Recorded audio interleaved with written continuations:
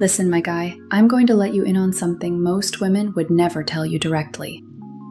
There are certain things you do completely naturally that make us absolutely weak in the knees. And the crazy part? You're probably doing some of these already without even realizing their power. 1. Your voice hits her brain like a drug. Here's something that's going to blow your mind. The way you speak literally affects our brain chemistry. When you use that deep, slow, calm delivery, you're actually boosting our oxytocin levels. That's the bonding hormone that makes us feel connected and safe around you. There's this phenomenon called the intimate whisper effect that researchers have studied extensively. When you lower your voice and speak more slowly, you're activating the emotional centers in our brains. You're creating this invisible bubble of intimacy that draws us in like a magnet. Think about the last time you were telling a story and really took your time with it. Maybe you naturally dropped your voice a notch, spoke at your own pace instead of rushing through it. What you probably didn't realize is that every woman listening was hanging on your every word, not just because of what you were saying, but because of how you were saying it.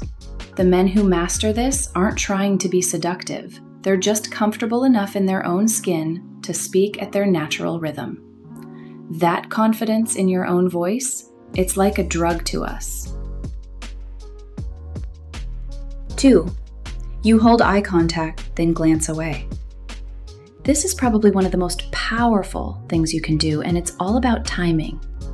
There's actual research on this specific eye contact pattern, and when done naturally, it creates incredible tension.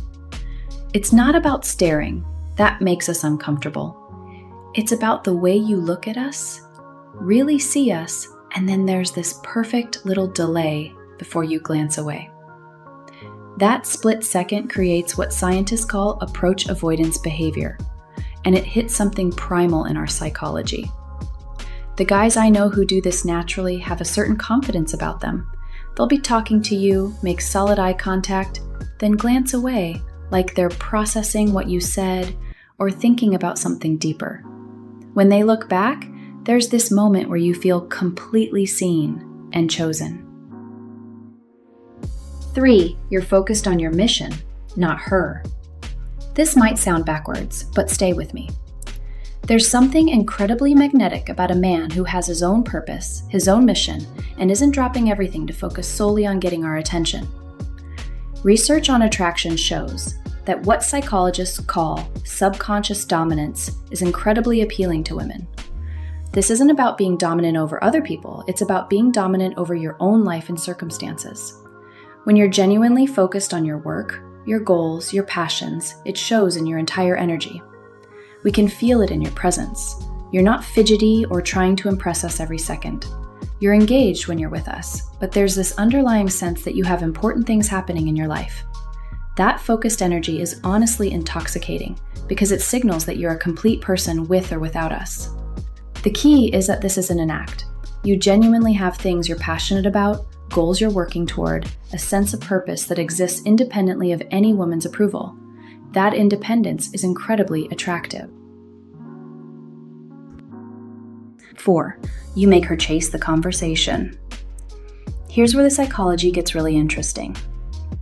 When you naturally create conversational dynamics through playful banter and strategic restraint without even realizing you're doing it, you tap into something powerful in our minds. When you don't give away everything immediately, when you make us work a little bit to understand you or get your full attention, we become more invested. It's called the investment principle in psychology, and it works because we value what we have to put effort into obtaining. The magic is in creating space for us to chase, to invest emotionally in the conversation. Maybe you make a comment that's just ambiguous enough that we have to ask what you mean, or you tease us about something in a way that makes us want to explain ourselves or defend our position. 5. Your calm under pressure sparks her curiosity. When we see you handle stress or unexpected challenges with complete composure, something powerful happens in our minds. It's like watching mastery in action, and it's incredibly attractive. From an evolutionary psychology perspective, Emotional regulation under pressure signals what researchers call high-value male characteristics. It suggests that you can handle challenges, won't panic when things get difficult, and have the kind of emotional control that translates to other areas of life. But here's what's really interesting from our perspective. When we see you maintain your calm in chaotic situations, our minds start making connections. If you can stay composed when everything's falling apart, what does that say about your self-control in other areas? The implications are powerful, and our imaginations definitely go there. I've witnessed this in action, and it's magnetic every time. Maybe the restaurant loses your reservation or some unexpected problem comes up, and instead of getting flustered or angry, you just handle it. You're solution-focused, calm, and somehow make the whole situation feel manageable. 6. Your unintentional touches set off sparks. The science behind touch and attraction is absolutely fascinating, and this is where many of you have natural instincts that work incredibly well. Light, seemingly accidental contact builds what researchers call subconscious arousal. And the key word here is subconscious. We feel it before we even consciously realize what's happening.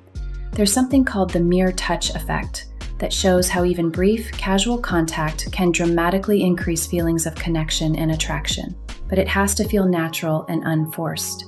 When you brush our hand while reaching for something, or lean in close enough that we catch your scent, or lightly touch our back while walking past, those moments register powerfully in our nervous system. The psychology here is all about subtlety and restraint. It's not grabby or obvious. It's about presence and proximity. When you're close enough that we can feel your energy, when there's this awareness of your physical presence without it being overwhelming, that creates the kind of tension we crave. 7. You challenge her just enough. This is about finding that perfect balance between being agreeable and having a backbone. And the men who do this naturally have figured out something crucial about attraction. We're attracted to men who aren't trying to win us over by agreeing with everything we say, but who also aren't argumentative or dismissive. It's about confident pushback, subtle disagreement that shows you have your own opinions and aren't afraid to express them respectfully. When you can playfully disagree with something we've said, or challenge our perspective in a way that's curious rather than combative, it signals confidence and independence. It tells us, I'm not trying to win you over by being a yes man, but I find you interesting enough to engage with your ideas. There's research on this called benevolent challenge in relationships, and it shows that we're most attracted to people who can maintain their own perspective while still being genuinely interested in ours. It creates intellectual and emotional tension that keeps conversations engaging and memorable. 8. You show hints of mystery and restraint. Here's something that might surprise you. Controlled desire is significantly more attractive than obvious desperation, and there's solid psychological research backing this up. When you don't reveal everything about yourself immediately, when you maintain some mystery, and show restraint in how much you share or how available you make yourself, it creates what psychologists call scarcity value. We're naturally more intrigued by what we can't fully have or completely understand. This isn't about playing games or being manipulative. It's about having genuine depth and not feeling the need to dump your entire life story in the first conversation. When we sense that there are layers to discover about you, stories we haven't heard yet, aspects of your personality that only emerge in certain situations, that's incredibly compelling. The restraint aspect is equally important. When you show that you're interested but not desperate, that you enjoy our company but aren't rearranging your entire life around us, it demonstrates the kind of emotional regulation that's genuinely attractive. It shows that your interest comes from a place of choice rather than need. And if you're starting to recognize some of these behaviors in yourself, or realizing how many signals you might have missed, there's a way to take this understanding to the next level. Stop second-guessing whether she's interested. Start reading her like an open book. The 25 forbidden signals she's secretly into you breaks down the subtle cues that fly completely under most men's radar.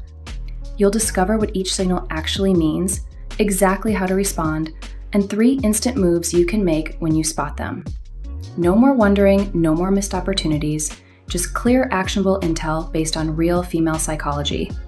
Get your copy, study it, and never let another moment slip by unnoticed.